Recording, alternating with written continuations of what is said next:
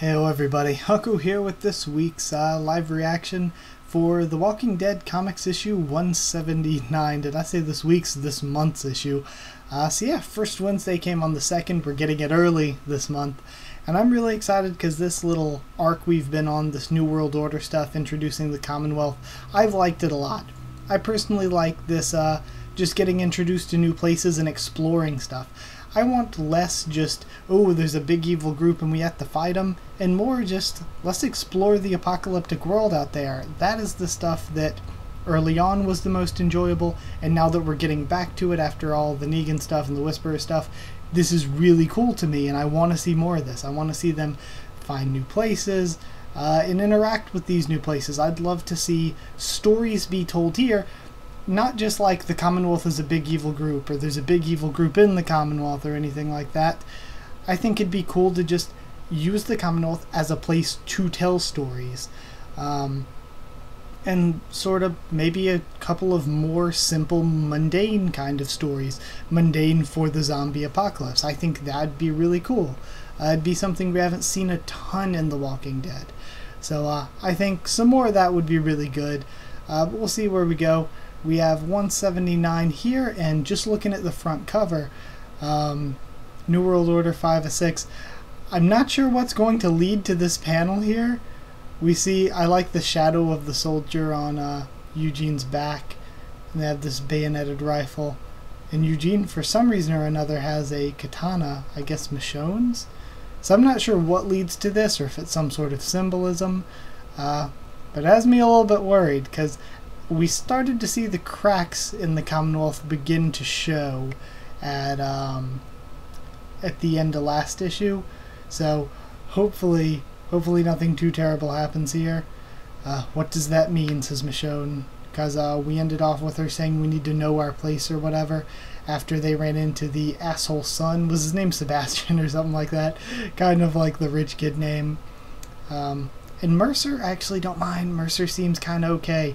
But we'll see how everything goes. What does that mean? And then Elodie looks down. Elodie, what does that mean? It means you people owe my family everything. Without us, you have no security or safety. So before you make a complete fool of yourself, you might want to consider what's at risk. So, I actually think the governor seems like a really nice person. So it seems like she might give preferential treatment to this son guy, this asshole. But I don't necessarily think she's evil, even if he's a douchebag. Your mother lets you get away with a lot, Sebastian. But you know she wouldn't want you running around slapping our citizens for no reason. No reason, he bites back toward Mercer. I did it to make a point, and he backslaps Mercer. Mercer, beat the shit out of this son of a bitch. And I think that point's been made. So I'm going to leave. I love how Mercer just straight stare and he backs down. I think that would be best for you. And then he walks away. The Commonwealth has more than a few bad apples, but thankfully it's very large. I swear, you can go weeks without seeing that asshole. And outside of here, I think we all know there's a whole lot that can happen to you that's worse than being slapped. That doesn't make him right, or that doesn't make it right, says Michonne. Never said it was. It's just one of the sacrifices we make. And then Sadiq's looking on from behind. So, now I think you understand the need to blow off steam from time to time. Yeah, definitely, says Sadiq. Sadiq, what was that about blowing off steam? Asks Michonne. And we have Stephanie and Elodie and all of our traveling group back at the place they're staying that Stephanie was showing them to. I friggin' love Princess so much. She's such a cool new character. I was looking at her sitting down there with a spear. So cool. Either way. Oh man. I don't know what to make of it, but I overheard Mercer and one of his guards talking about how they wanted the governor's whole family dead, or how easy it would be to let him die, or something like that. I was pretty nervous when I walked in on that. If Mercer says they were blowing off steam, that's what they were doing, says Elodie. That guy has no desire to run things. Deep down, I think he likes the way things are.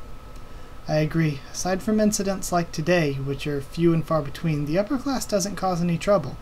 The peace is why this place works so well, says Stephanie. The upper class? How the hell is there an upper class, says Michonne.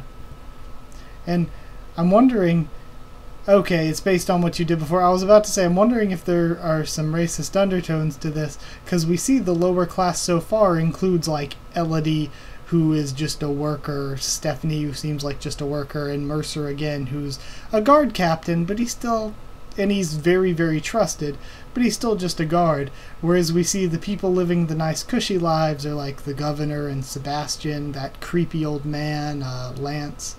But either way, it's all based on what you did before.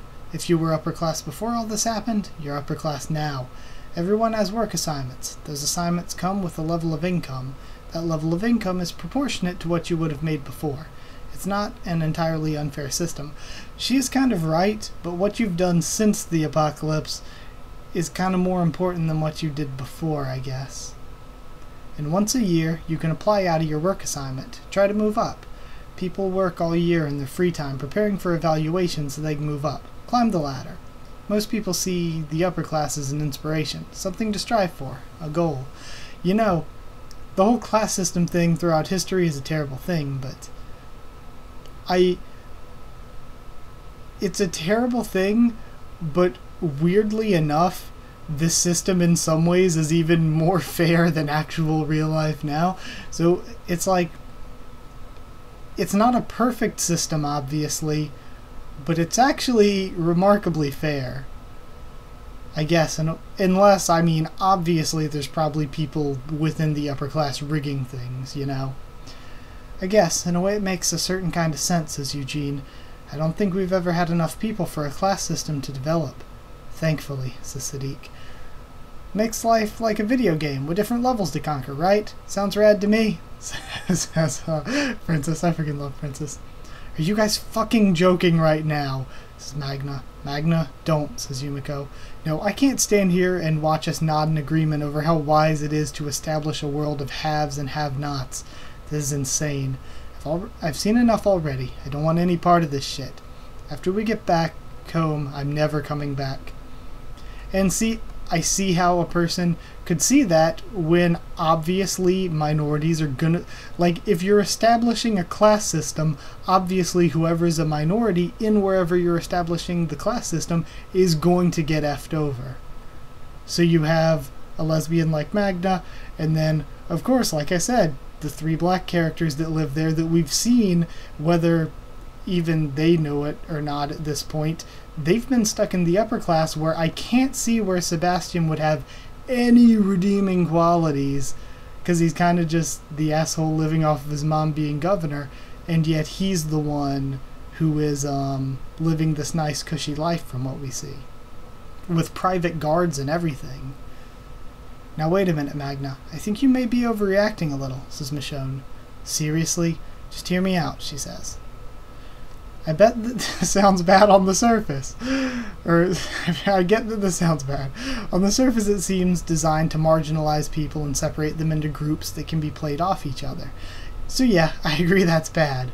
But I think what Eugene was getting at, and I'm just saying maybe this is true, maybe a class system is unavoidable as we get closer and closer to rebuilding civilization. And see, I see that side of it too, from like what I was seeing before of it being remarkably fair, if it is a class system, with them being able to move up and down it. But still, the only thing is that there's always a problem with that, in that there's going to be somebody in the top of the class system that's rigging things for the people on the bottom. I mean, look at the hilltop. Not everyone gets to live in the Barrington house. Those who don't have to live in those trailers. How's that any worse than what we're seeing here? And if they're giving the people the opportunity to work their way up, I'm just saying, it may not be as bad as it seems. And again, Michonne has a point. Like I said, it seems somewhat fair. Correct me if I'm wrong, but you were a lawyer before, right? Make a lot of money back then, did you? Says Magna. That has nothing to do with this. No, the whole point is that it does. Ah, true. You guys ignore your conscience and enjoy your time here if you want. I'll just wait for my ride back to a place where people are still sane. I think Magna's views on this are a little bit on the extreme side, but she's definitely kinda right. I'm more on Magna's side with this. Like, it's a remarkably fair system, but to make it an actual system, is a bit weird. And this is what I really, really like, and this is what makes for good discussion. Because we're not just having, oh, an evil group. We're having a new place to tell stories, and the place is flawed. But even though it's flawed, it's not, like, terrible. It's not unredeemable. It's not like post-apocalyptic hellscape. Either way. There's not enough time now, but when you come back, we could go to some of the other settlements, says Elodie. My favorite is Greenville. It's on a huge lake. People have boathouses. It's awesome. The guards inside town are mostly trainees. The seasoned guards run missions outside to keep the area clear, says Stephanie. That makes me feel a little better about how crappy they were, says Princess. So I like this. So there are other settlements and all that. Okay. I'll take another cupcake. You twisted my arms, Michonne. I feel like every day we go without dying earns us a cupcake, but maybe that's just me. They have ice cream, for God's sake. You're not even gonna eat the evil people's ice cream? Says Yumiko. I normally don't get to eat at places like this. I think they're trying to impress you guys. The view is great, huh? Okay. Trying to impress you guys. The view is great, huh? And they're all eating at this nice place. Okay. You want to see my apartment? Yeah. No, crap, not like that. I mean, I meant if you wanted to move here to see what's available, how different the places are, and... Okay, maybe a little like that. I like this. I like Stephanie and Eugene here. And now we're seeing Sadiq there, too. They're always expanding and improving buildings. There's a lot of construction jobs. That's what I'd be after if I came back. And I'm not saying I will, but maybe. And see, because we've seen Sadiq doing construction at Alexandria, so that's kind of his place there. So that's cool. I was never much for cooking, but this turned out pretty good. Now you're going to have to think of something good if you're ever going to repay me for slaving over a hot stove, says Michonne. Don't worry. I've got something big planned for tomorrow. And then they go to a football game.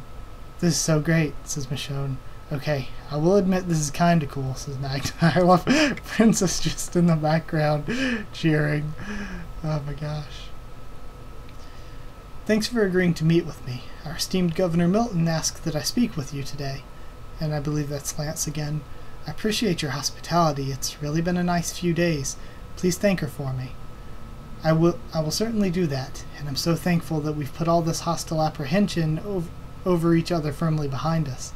That said, as you know, your group is scheduled to accompany Governor Milton back to your home, so she can meet your leader and begin formal talks. You know, and that's the thing too, even though they're at the top of the system, and even though the system may or may not be unfair, we don't really know yet, we don't have enough evidence of that, Lance and the governor both seem like decent people. Like, the only jerk so far is Sebastian, really. Yes, I'm aware. I was wondering if it would be possible for you to consider not going with them, he says. Why would you say that? Well, I would assume you have enjoyed being reunited with your daughter and aren't looking to spend time away from her anytime soon. And we could always use more lawyers here in the Commonwealth. Lance, I'd be lying if I said I hadn't already considered staying. This place is far from perfect, but it has its charm. I assure you that you haven't yet seen all the charm it can offer. A lawyer with your talents would be quite comfortable here. Oh, hold on. Did I accidentally skip a page? Let me just check really quick. No? Okay. Alright then. If we're all ready, says Governor Milton, walking up. I love her little expedition gear. We're doing the final preparations. Things should be loaded up in a matter of minutes. Governor. Good man. You listen to Lance while I'm gone, she says. Ah, fuck, Lance. I'm not a fucking kid anymore. You don't have to... Sebastian, I'm serious. Have fun. Fuck your girls. Don't cause any trouble. Okay, okay. You don't have to be gross. I'm your mother. I will always be as gross as I damn well please.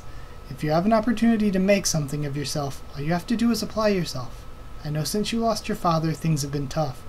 And it hasn't always been easy to see, but this world is a gift. You only have to take the time to find your place in it. See, I think if she dies and he tries to take over, he could be evil, but Milton really seems like a decent person. I know. I'm destined for greatness and I'm not living up to my potential. I get it, and I'm sorry. Do we have to do this now?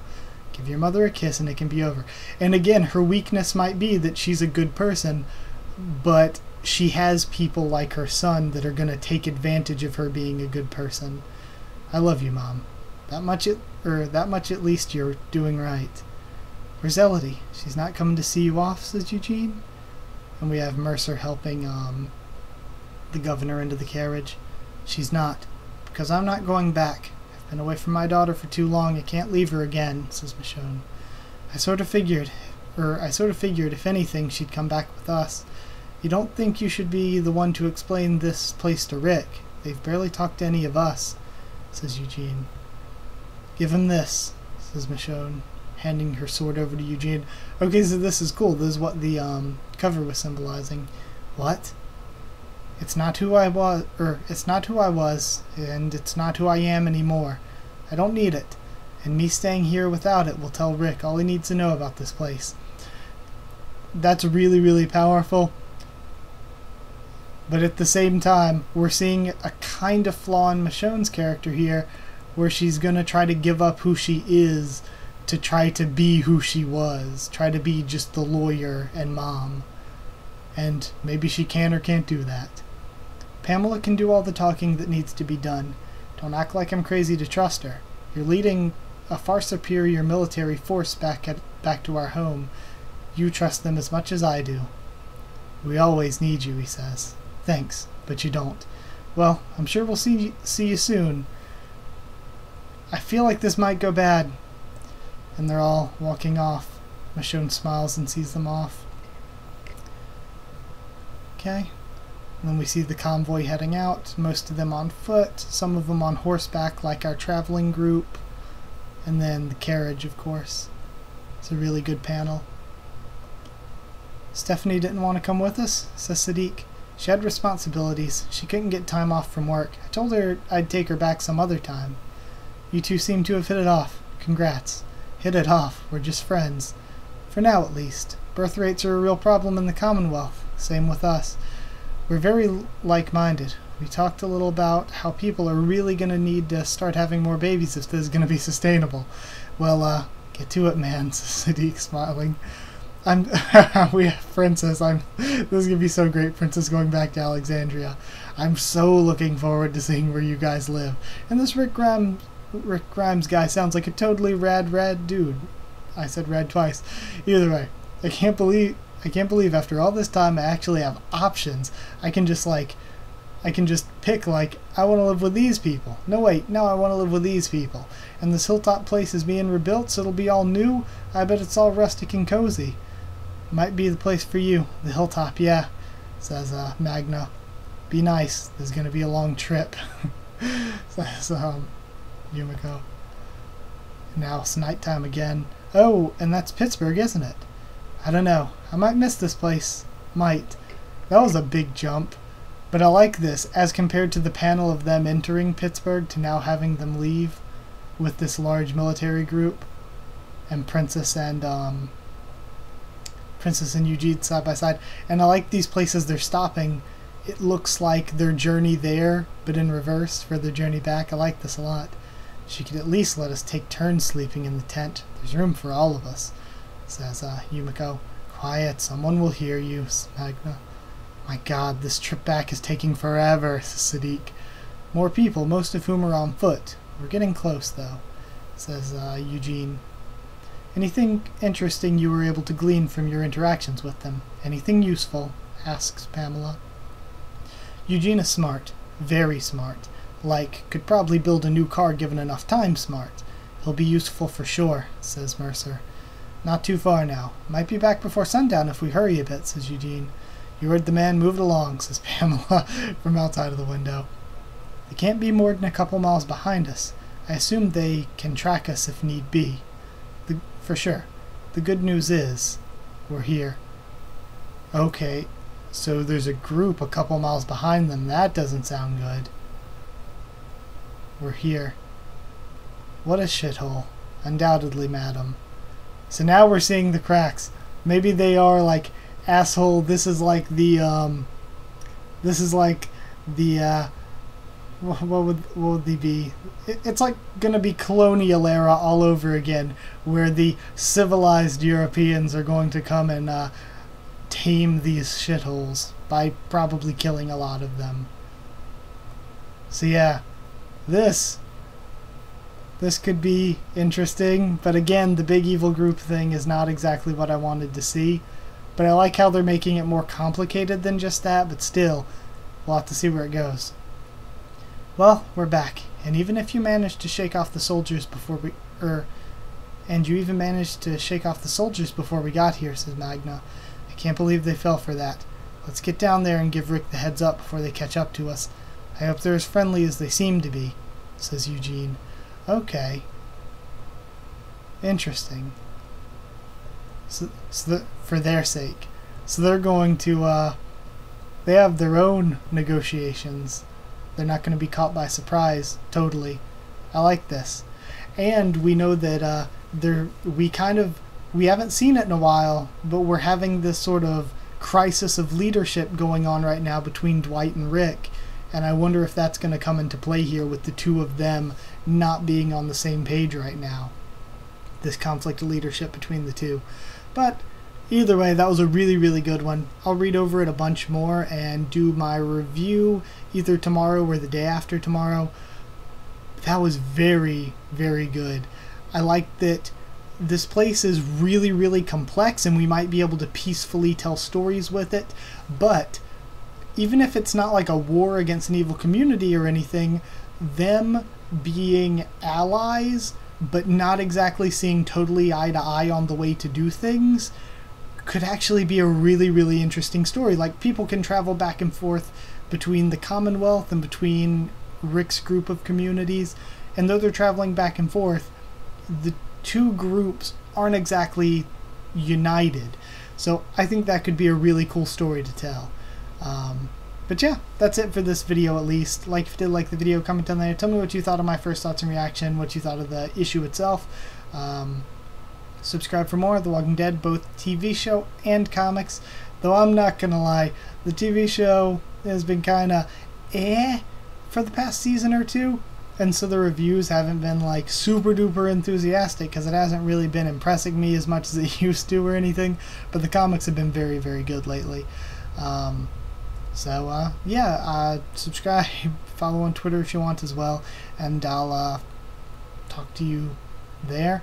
If I can talk to you there, keep you updated there and stuff with the channel. I was going to say, though, while I was talking about the show not impressing me, Fear the past two seasons, Season 3 and now Season 4 so far, Fear the Walking Dead has been really, really impressing me. Even though I don't review it, it has really been impressing me. Just because I just don't feel like reviewing it, sorry.